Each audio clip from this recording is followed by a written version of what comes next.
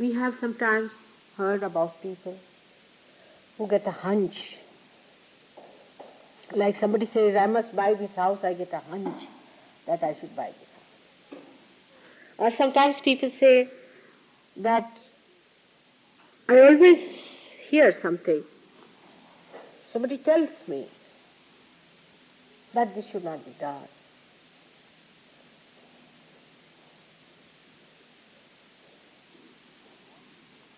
But all such suggestions must be judged. That they come to you to tell you about something of the beyond or something that concerns the mundane life, like buying a house. God is not interested very much in what house you buy or how much money you make in a race. He's not. Because it is not important to God. One can understand that, isn't it? Also that God is not interested in telling you against someone in the ear that beware of this man, he is a dangerous guy. For if somebody is going to harm you physically, maybe to some part we can say that God wants to preserve your body. But this body is also not so important to God because He can create it again. The most important thing that God has to give us is His love, His connection with us, His kingdom,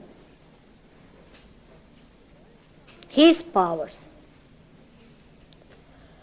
So, the subtleties which we should really accept within us should be which take you to the realm of joy, to the realm of collectivity. Like suddenly you see a little child weeping on the street. You feel your heart is weeping. Not that you feel guilty about it, but you feel one with the child and you feel you are weeping. Then definitely that subtlety of compassion that is God is felt. But you don't feel guilty about it. Or you don't give him to peace or something to insult his ego. You do something very constructive about it, extremely constructive. And you do it secretly. You don't like to tell anybody about it because you think it is vulgar to talk about your compassion. You do it so sweetly that the other fellow doesn't feel it.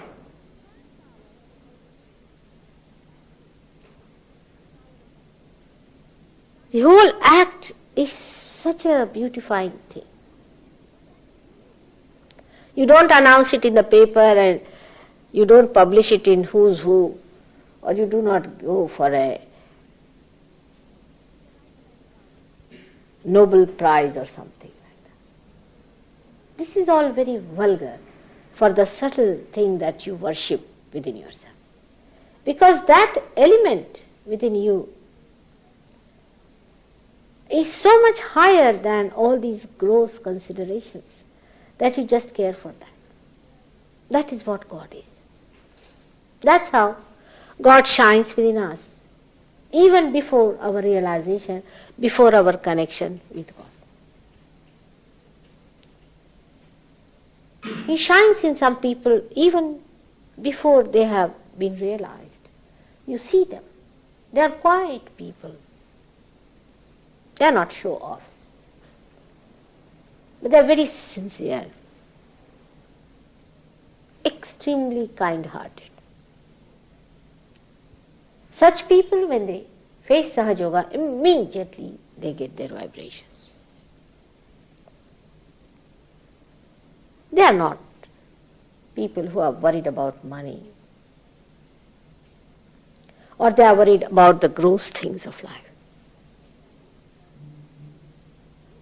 or achievements that are so stupid.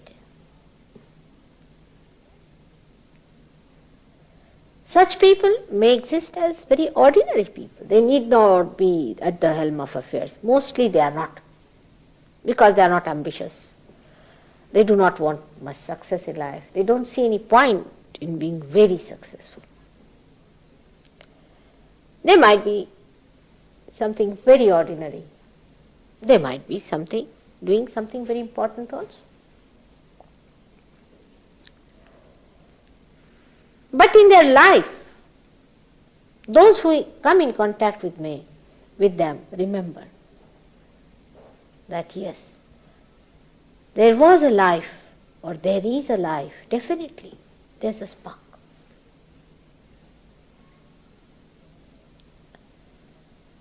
Because such a person, being so subtle, does not assert. Such a person cannot be very dominating, assertive, argumentative. Such a person is quieter. His attention recedes from all quarrels and all squabbles of life. But such a person has a great position in the domain of God. That you have seen, how in Sahaja Yoga suddenly you find people manifesting their divinity. Maybe such a person is too naive for all practical purposes. He might have been cheated, might have been misled by some horrible people who try to exploit his seeking. But still it remains. This element suddenly gets ignited in Sahaja Yoga. And for such a person, this is the most important thing, is to feel that being which always kept him away from all the rest of the ideologies and great things, and have always given him strength and confidence and joy. He sees that clearly in Sahaja. He adheres to it. And when he nourishes it, he is amazed that he has found himself.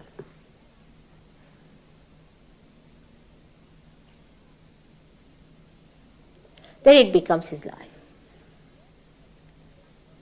There are thousands and thousands of people everywhere. I say thousands. I don't say millions. I'm sorry. Because they are not in millions. I'm sorry for that. I wish they were. They could be counted in thousands only. Maybe 21,000 altogether of that quality. There won't be millions, but they'll be making millions later on. They have to be few. These are people of special caliber, as I said. But it is necessary that everybody must be given self-realization. Every seed must be germinated. But how many would sprout into the trees and would render fruit is a different point altogether. First and foremost thing is that first let them all be germinated. In due course, all those would come back. But some would prosper into their complete manifestation in their full bloom in a very short time. And that's what matters the most. The divine is not interested in useless people. It is interested in that special caliber. As I have told you, such a person may not be at all rich, may be absolutely poor. That doesn't mean that rich cannot be so, can be very rich also. The outward appearances and status and all these denominations do not matter at all. I am talking of the spark inside. They can be called as gentlemen in simple words, or she is a lady. A serene dignity manifests through their being. Sometimes it happens with their lives also, that they find it very difficult to keep to the norms of the mad world, and they may be little cynical, sometimes could be. But cynicism is not that subtlety, but they may appear to people little cynical. But they have to be very delightful and extremely cheerful people. They cannot be morose, sad, emitting unhappiness all around, and big bores with a B capital and O capital, R and E all capital. That cannot be possible. They are extremely enjoyable and magnetic and dynamic. They are complete in themselves because they feel their subtlety, they live on that. Still, the seeking is there, and the meaning they try to find to their own being. And they want to identify their subtlety with something that is universal. In their expression, in any field that they are, they appeal to the universal being within every one of us. Maybe they may not get a Nobel Prize, but a personality that appears, that emits that kind of congenial behavior. Now, if somebody is a person who is, say, absolutely satanic, will abhor such a person. Possibly. But this does not concern to the subtler being, because he is at a level which is not tarnished by gross attacks.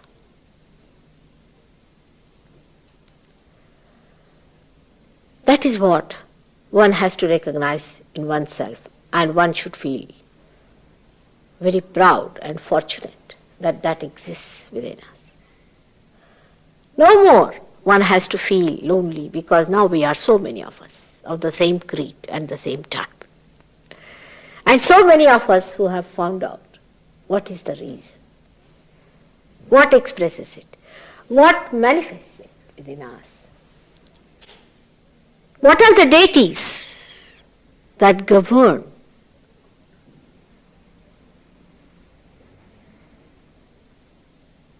this subtlety within us? What you may call the archetype images. Which archetype images are there which are real, not imaginary, within us?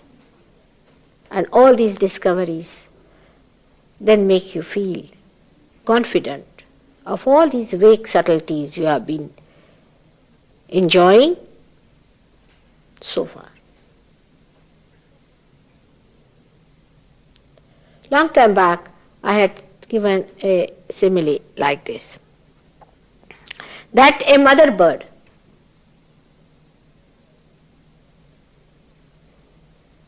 puts the little child, or you can call the baby bird, away from her. And the baby bird feels the mother's warmth, and she wants that. And she is calling for the mother. That calling itself is the last thing it knows of. That's the highest thing for the baby bird. Nothing else matters. You may give anything to the baby bird, it won't be happy. It needs that. It needs that warmth, that love.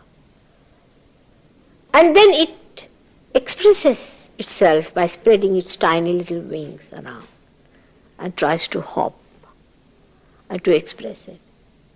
And then out of complete joy of its hopping, the mother bird herself comes down and engulfs that child into the wings, giving all the warmth necessary.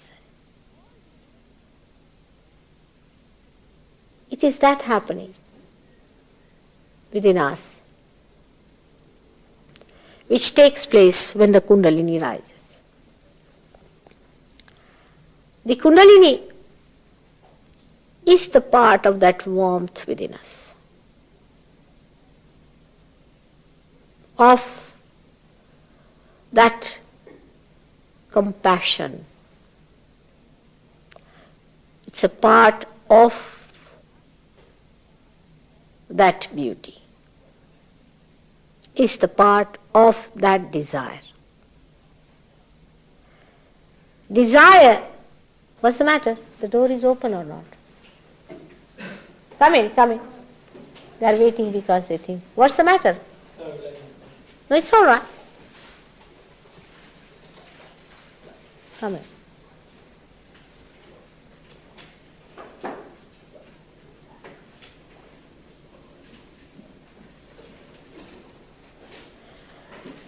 So the desire of God is placed within us as Kundalini.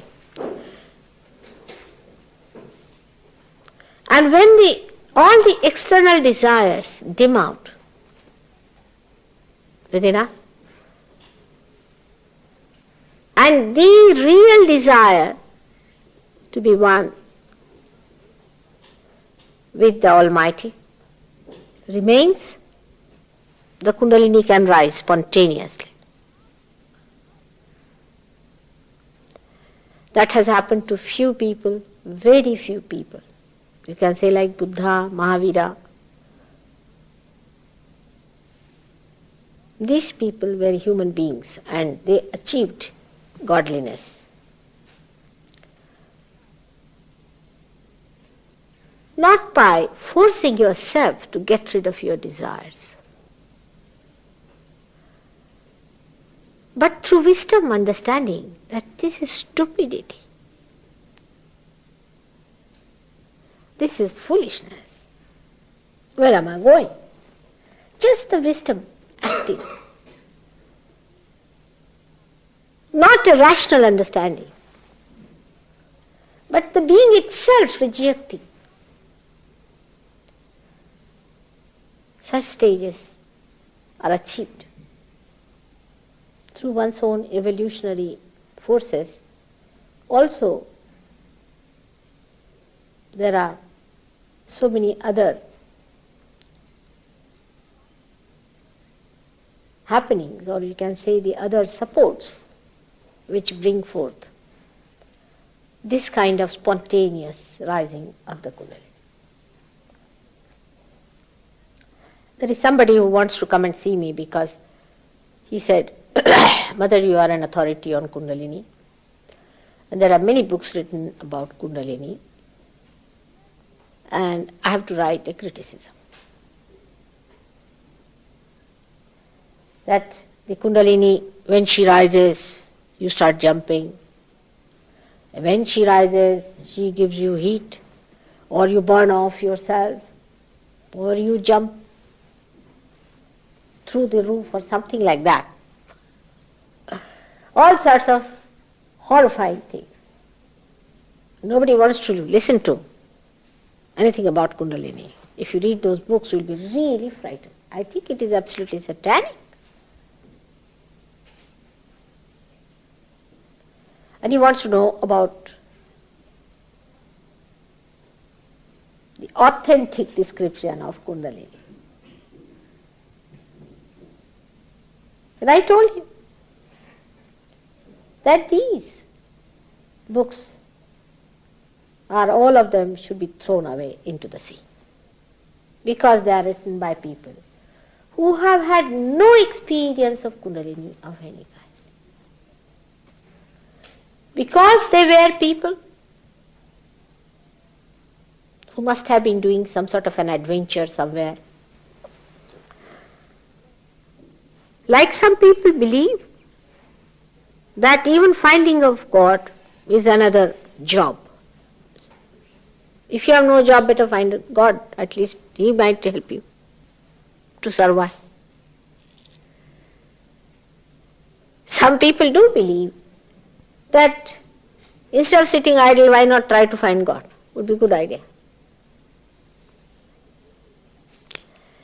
And when such a thing happens, and they venture into the search of God, then first they are hit by the guard of holiness. Because they are not entitled, they are not holy, they have no protocol about God Almighty, they have no respect. They are just doing it because they are ego-oriented, they want to have another ego trip and they want to become great explorers of Kundalini. You cannot do it. You have to have proper protocol. They lack all humility, all holiness, righteousness, and all that is needed to ask the help of the Kundalini. And they are hit by the first deity which sits in the triangular bone, which they can also see sometimes. They have seen him with a temper. In red color they call it, or maybe in orange color. Let him come. Somebody waiting there.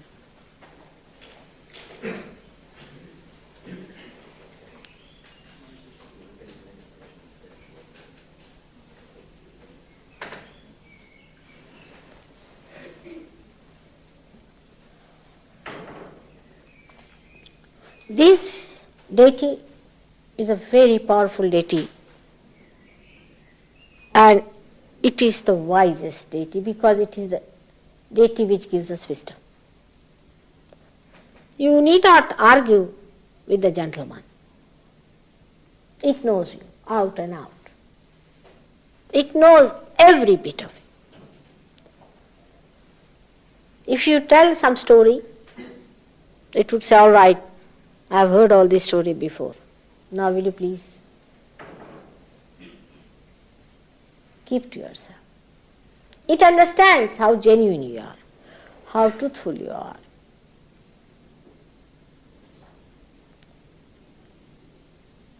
And this deity is the one which has given these bad experiences to these Kundalini seekers and writers of Kundalini. It's a sad thing that a thief comes to the town and he's caught up by the police. He's put in the jail. And when he goes back to the village, he tells them, oh God, terrible, never go to the city.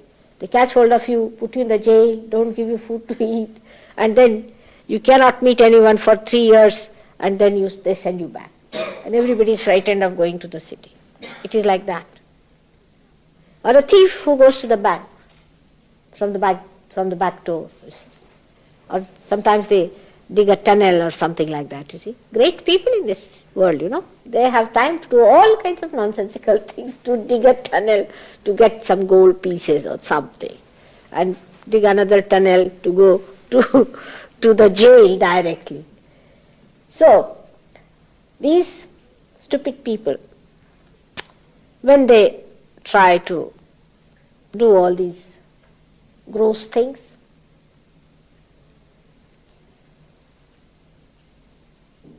like going to a bank through the back door, and are caught up.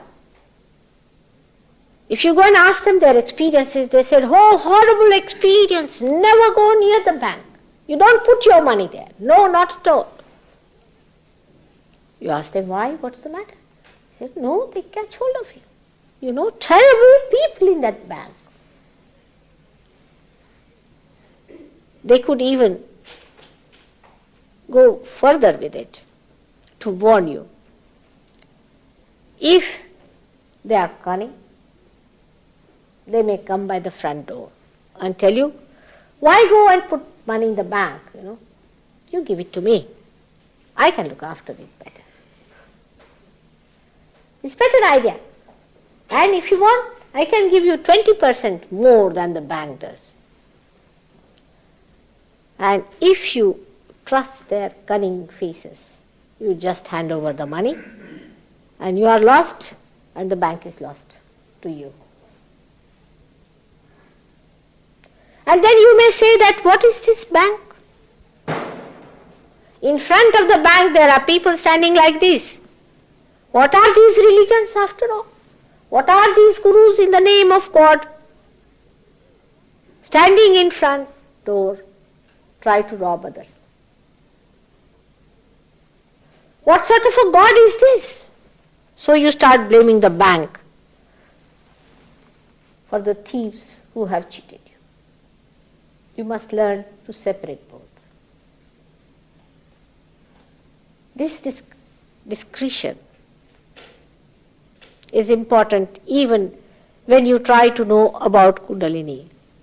That Kundalini is the desire of God to bestow upon you His kingdom.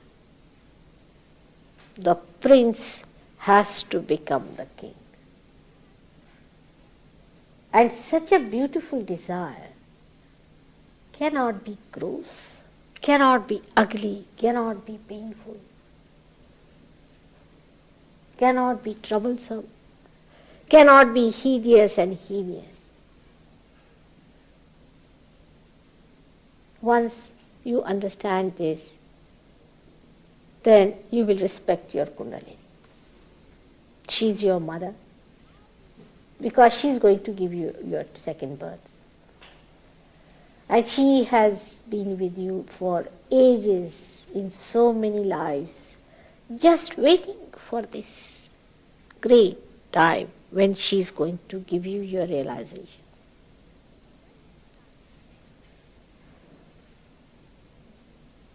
I am telling you this because I know how beautiful she is.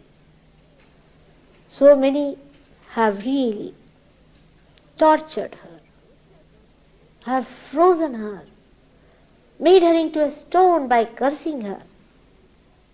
But still she is breathing feebly with the hope that a day may come when she may be able to give you what she has been living for. This is Kundalini. This is Kundalini awakening. We have to give up our gross understanding of Kundalini. Like you would see in Sahaja Yoga when you will be coming. You have seen it all your life and you will see it more.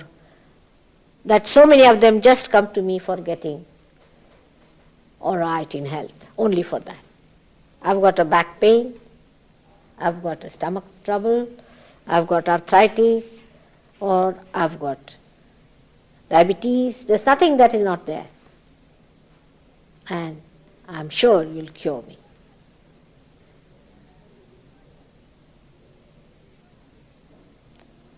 It's quite a queer situation. Because the request that I should cure is all right. But what is the right for this request?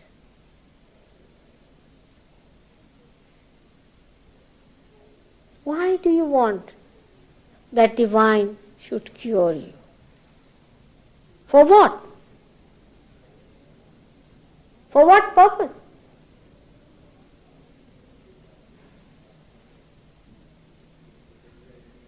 If divine has to only cure people, it would open lots of hospitals and get some Nobel Prize or something.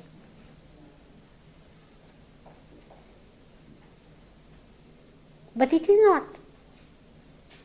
The desire of divine is go on curing people. It would be stupid. to just cure people who are good for nothing, useless, absolutely useless, thoroughly wasted. Why should it work? It has intelligence. It has wisdom.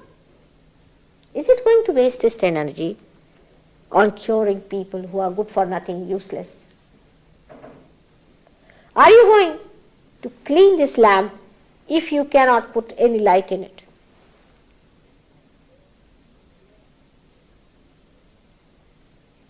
If you have no utility in the divine sense, why should divine cure you? So all those who believe, oh mother, you must cure people and that you should cure people, must know that all this is the work of Kundalini when she rises. She nourishes you, she cleanses you, because in this being of yours,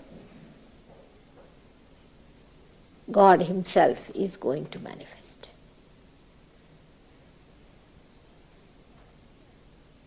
Because this temple of your body is to be cleansed because God has to enter into it.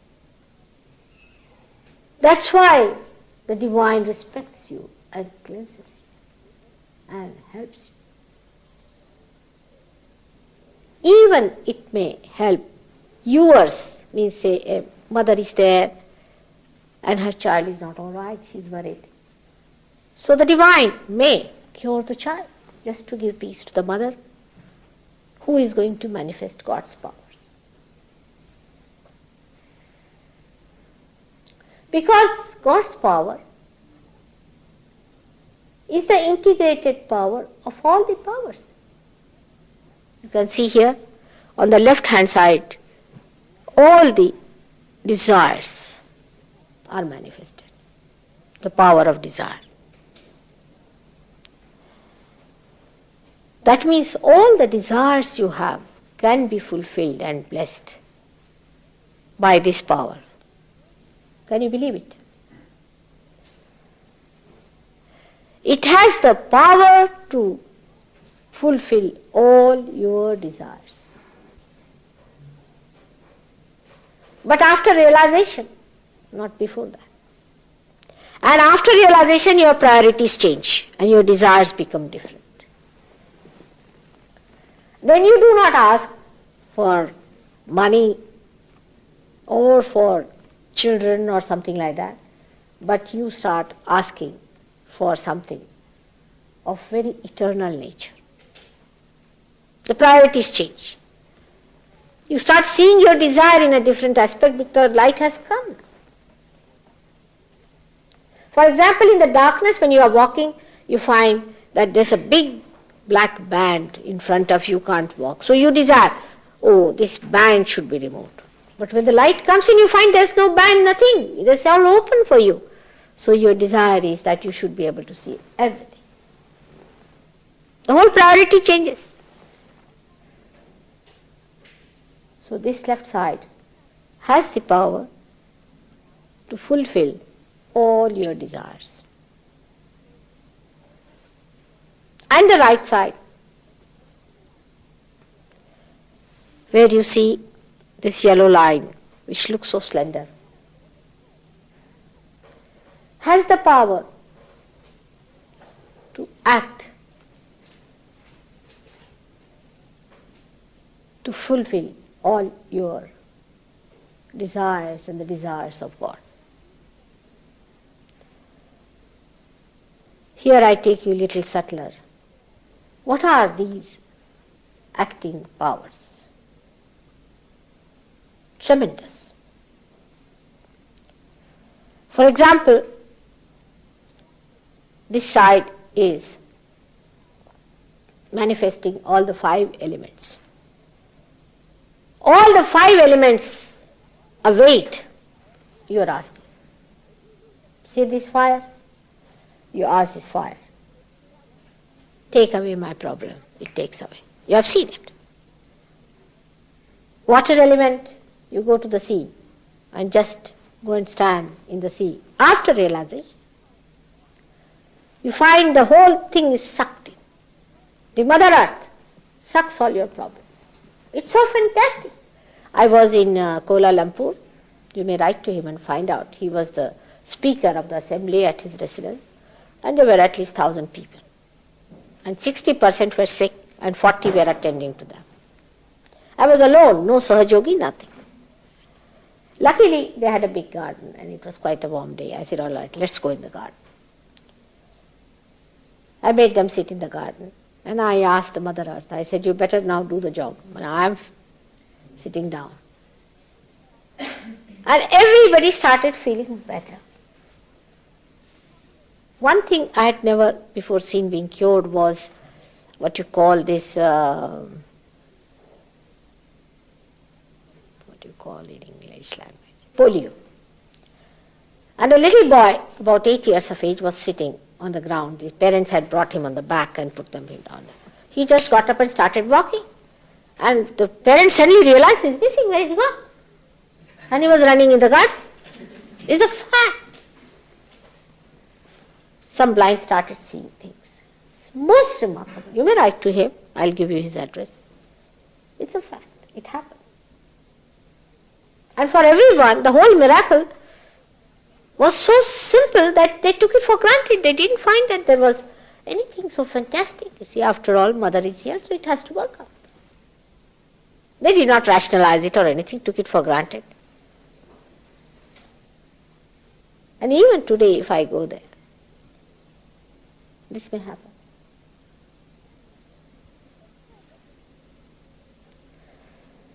All the elements are waiting for your orders.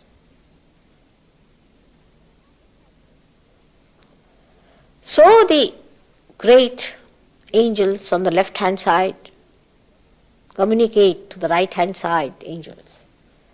All the angels of the world, though it may sound fantastic to many, but they exist. You have to just ask their help. That is what is a mantra.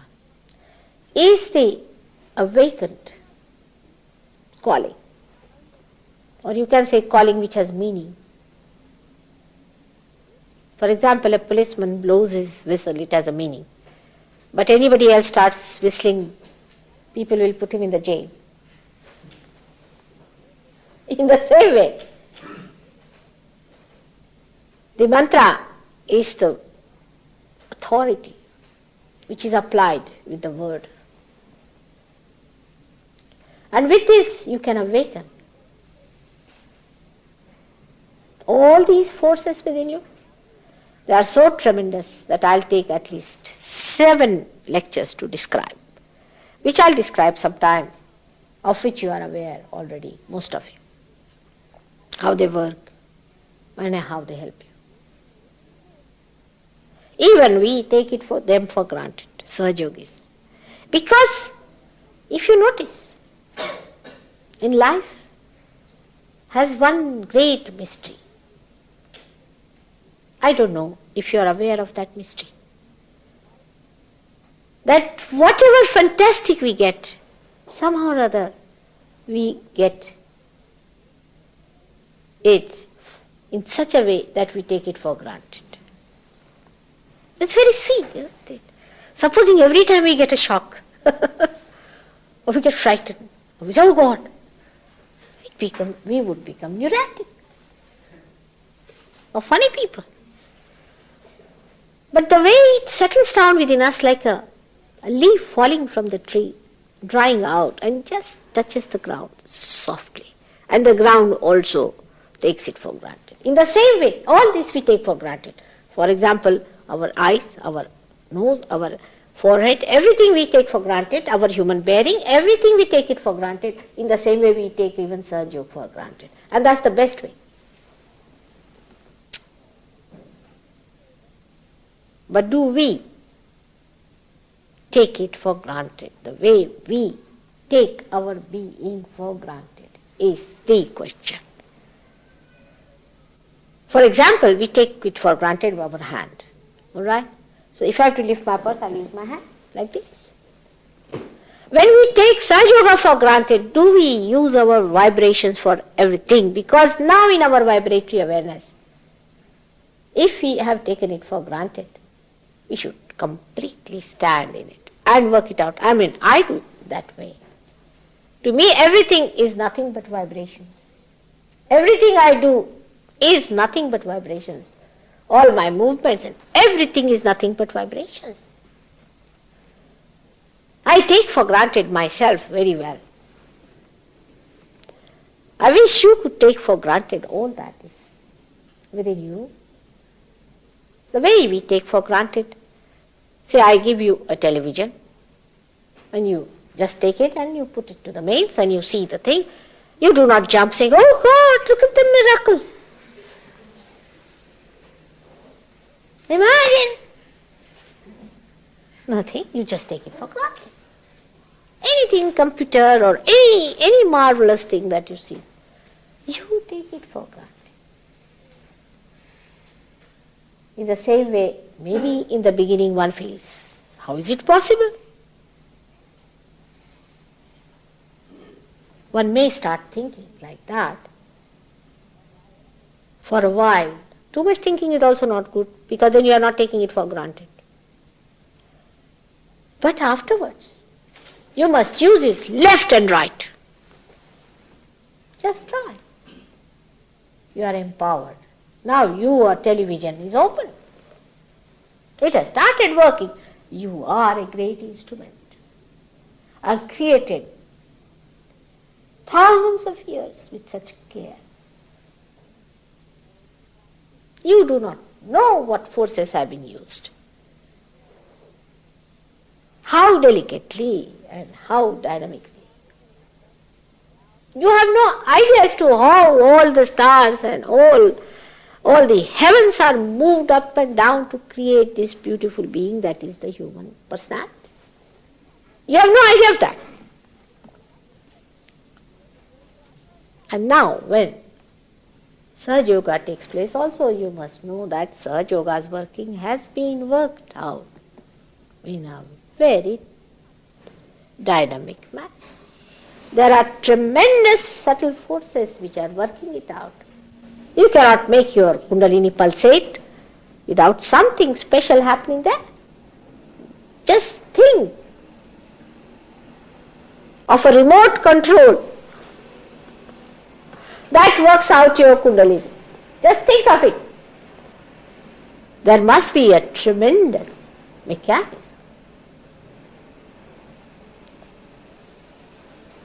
Why I say take it for granted? Because if you try first to open all your remote controls and see for yourself, and then breaking all of them, you starting your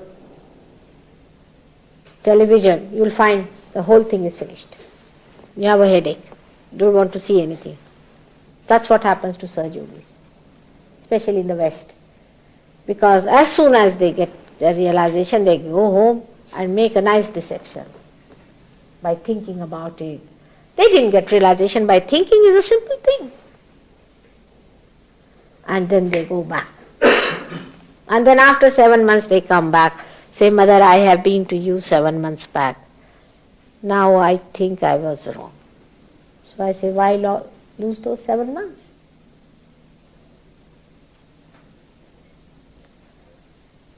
Today, I hope we all will feel our subtleties flowering. Let us take ourselves down to those subtle points which we respected, and the Kundalini will nourish it. Attention. Wherever your attention goes now, this attention is enlightened attention. Today I received a letter from Australia. Somebody has written, Mother, we had sent you a picture of someone, husband and wife, and they are better since you gave them bandhan. And they were very serious patients, you see. And they are really better. But I did nothing. Really, I don't do anything. I just looked at the photograph That's all. I didn't even give bandhan, to be very frank. I just looked at it. That's all. I didn't think. I just looked at it and it worked. Really, I don't do anything and people thank me for nothing at all. When you don't do anything and people thank you, you don't know what to say. So you go on saying, all right, thank you for thanking.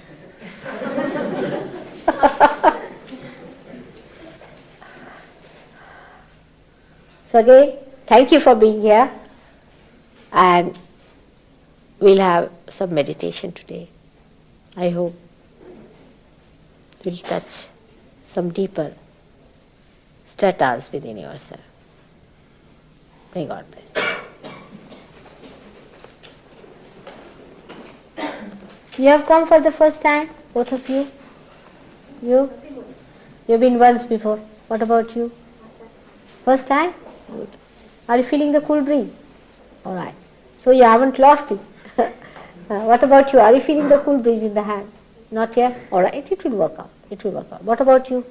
Are you feeling the cool breeze? No? How are you? Feeling cool breeze. Well, good. Are you all right? Good. What about you? You are thinking. Now, please. See, thinking stops it. How? Between the two thoughts, for example, a thought rises and falls off, and another thought rises and falls off. Between these two thoughts, there is a little gap. That gap has expanded. For example, the thought that was is the past, and that is going to come is the future. In between is the space called as Vilamb. And when you start thinking about it, you jump onto the cusp of these thoughts. You are beyond thought.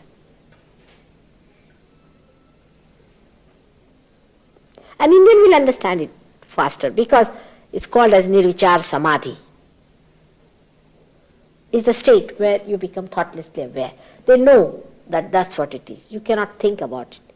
Because rationality is a limited thing.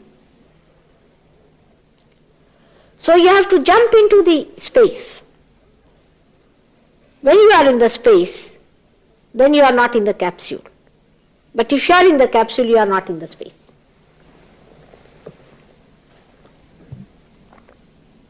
Better now? See how it works.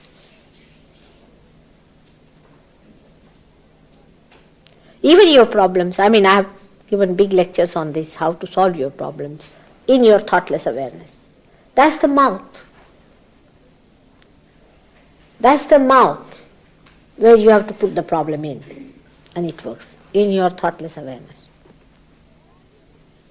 It's the most precious thing, is to keep it up.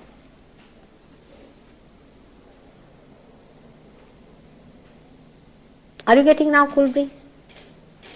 Correct. What about you? Not yet. Now watch me here. Are you thinking still? All right. You watch me without thinking. That's another way you can do it. My face is such a funny thing that if you watch it for a long time, you'll have no thoughts.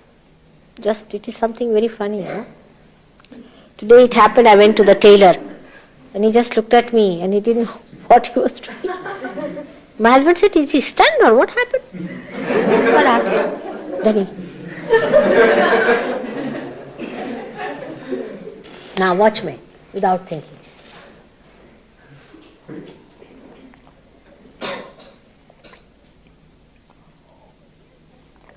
Better. See? This is the face. This is needed. What am I to do? This is the problem with me. I don't know how to explain myself. आपको आ रहा ठंडा? Good. How are you now? Better? Every day you will be better and better and better. How are you? Huh? So, that means you are going down a little, all right? So now, keep it up.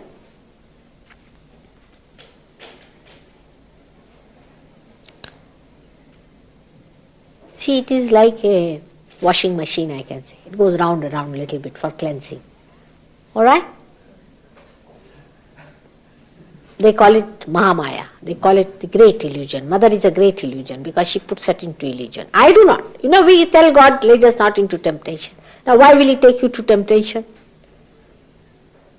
But you do go. So you tell God that you keep us away from that. That's all you tell God. That you keep us away from thinking. And it works. Better?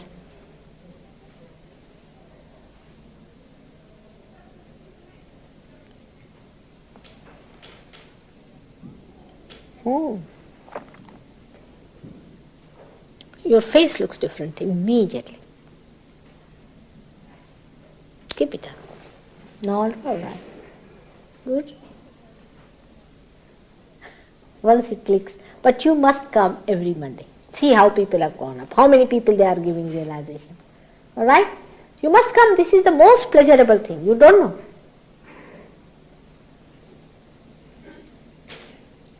It is little bit you have to develop the taste. Because we are used to the gross stuff, you see. Like somebody who is used to wines cannot give up. But once the wine from within starts pouring in, you just don't want it. Better. Somebody has come, I believe.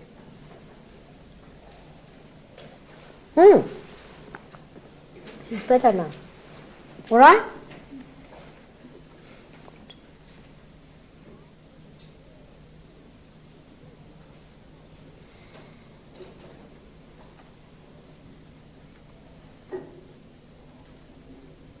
What's happened, Gavin? I see that so clear. Why? You've been having a holiday or what? It's horrible, absolutely. Very badly got up. What's the matter? Is it a bad cold?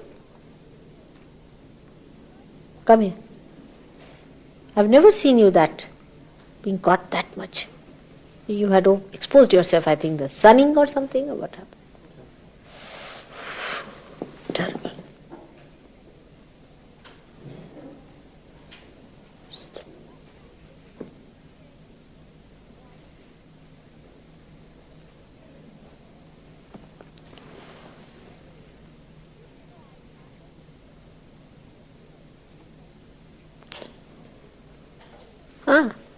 Better?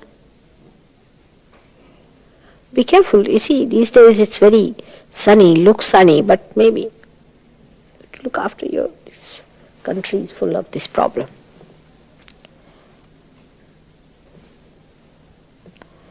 Work hard.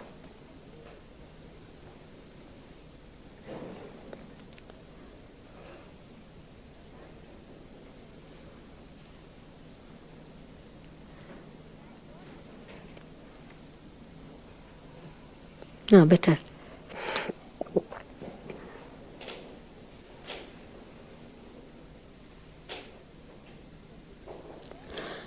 What's it? Shuddhi.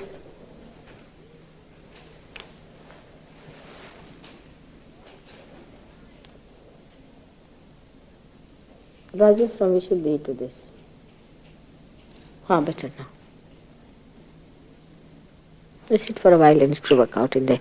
So it rises from Vishuddhi to the... I think you got cold very badly. What happened? I think you put your hand here. Sit down. It's looking... It's coming from... Be careful.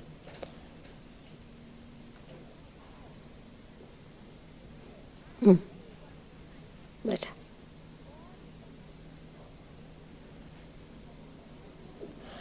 Somebody must be with cold, must have come or something, you see. Or the hay fever is there or something. From left nabhi, right nabhi to the... It's on the right hand side the problem is. How are you? Good. Now close your eyes. Close.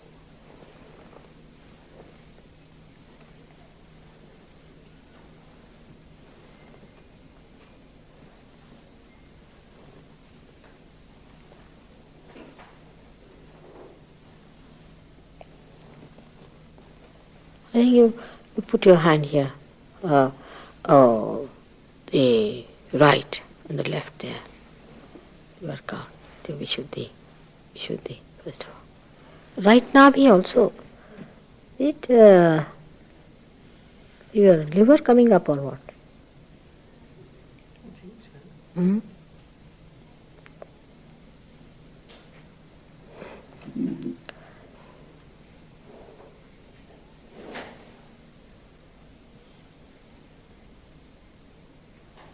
Quite a lot, eh?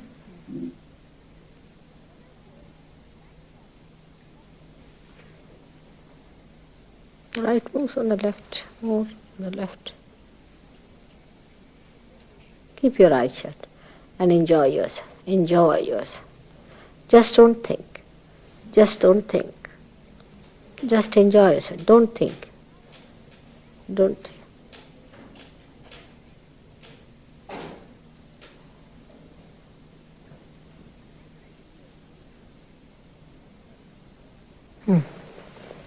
Better.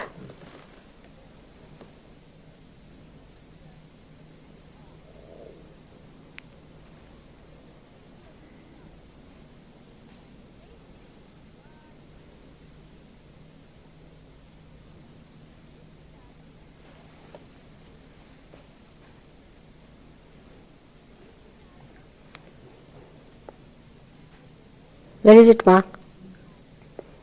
Whole. Left.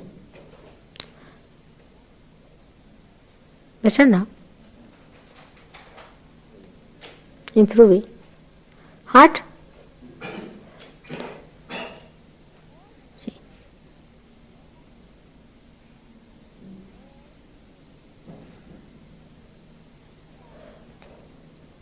Better. Keep your eyes shut. Enjoy yourself.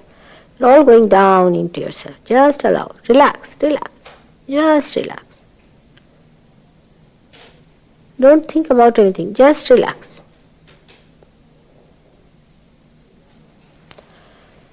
We are working it out. Now just relax. Don't think.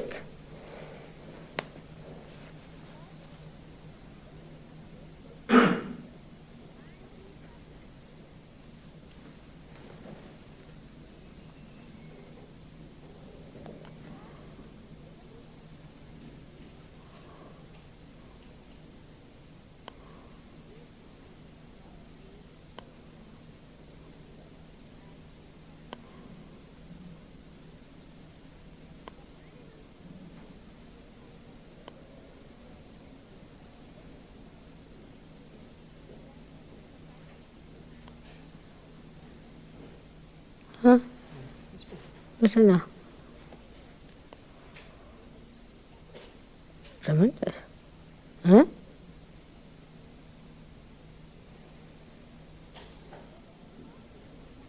Clearing out.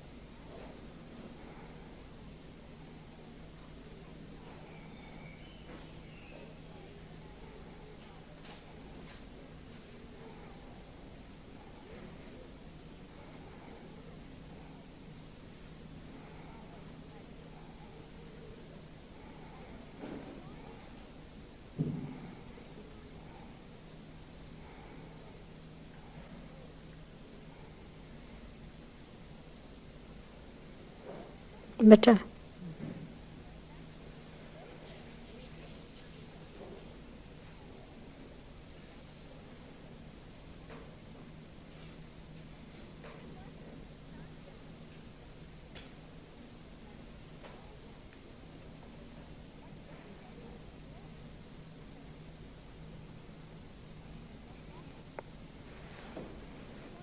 Yeah.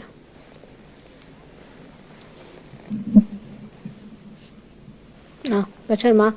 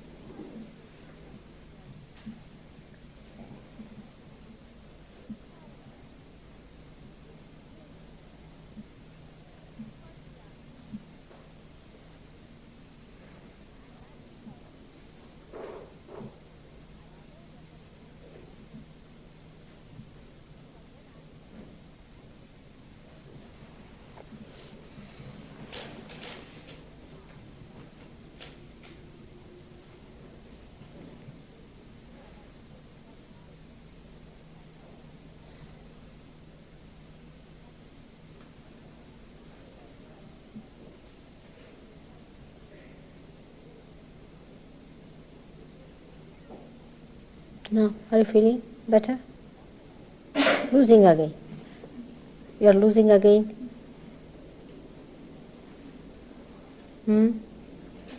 What? Come here.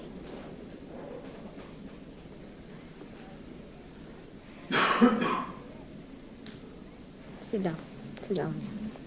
She's the liver. Sit down. She's your liver comes back. You're still treating your liver patients there. Oh, come forward. I'll have to put my foot on your liver. Oh, just see how stone-like it has become. See now. What else do you expect but heat?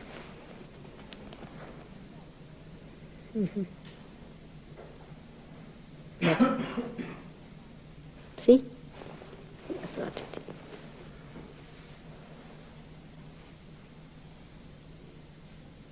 is. Now, better. Somebody scratching on the back hug.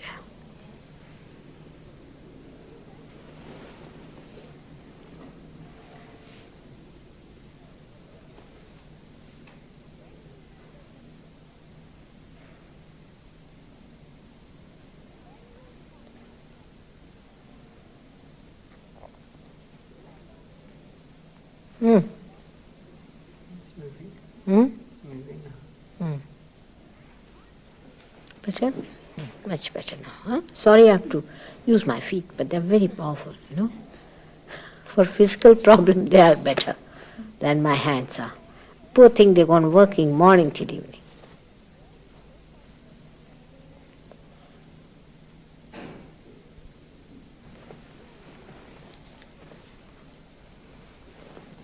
That's it.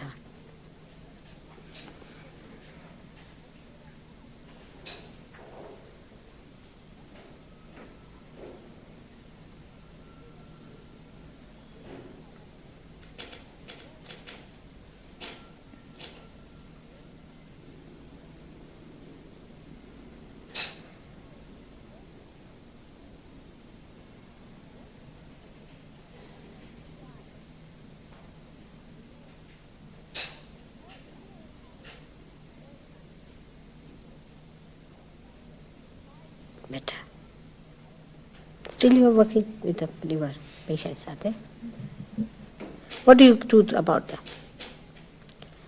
What do you do about them? What treatment do you give for liver patients in the hospitals? Special drugs. What drugs? Depends what problem they have with their liver. But still, what drugs normally you use? Main things they use are, for someone say is alcoholic, and they start to bleed, and then they have Alcohol?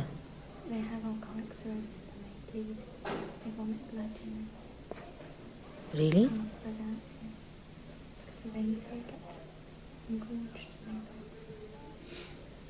That's serious?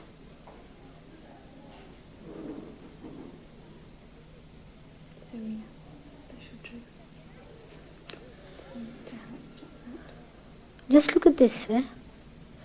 Despite that, nobody publishes these things. You know, the other day, in a very so-called important dinner table, there was a big argument was on that in France the pubs are open all the time, while here they open very late. So people are very unhappy that you are not sufficiently alcoholic. A big discussion is on.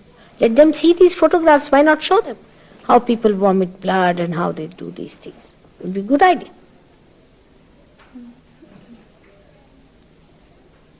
Now, and the food they eat, do they? Well, there's so many different problems we have with the liver. Say they're alcoholic, and obviously they're not innocent. It's anything they have.